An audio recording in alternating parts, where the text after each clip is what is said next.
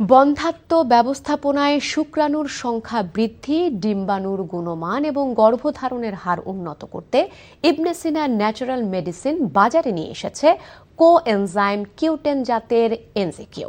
দুপুরে রাজধানীর একটি হোটেলে ইবনে সিনা ন্যাচারাল মেডিসিন লিমিটেডের উদ্যোগে আয়োজিত সেমিনারে নতুন এই ওষুধটি উদ্বোধন করা হয়। অনুষ্ঠানে বক্তব্য দেন ইবনে সিনা ন্যাচারাল মেডিসিন লিমিটেডের বিপণন পরিচালক অধ্যাপক ডক্টর শাহ বুলবুল ইসলাম। সভাপতিত্ব করেন প্রতিষ্ঠানটির ব্যবস্থাপনা পরিচালক কাজী হারুনুর রশিদ।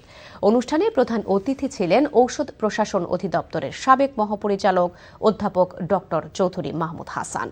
অনুষ্ঠানে নতুন পণ্য এনজিকিউ এর মোড়ক উন্মোচন করা হয় এবং বন্ধ্যাত্ব ব্যবস্থাপনা ও উন্নয়নে পণ্যটির কার্যকারিতা নিয়ে আলোচনা করেন বিশেষজ্ঞ গাইনি ডাক্তাররা।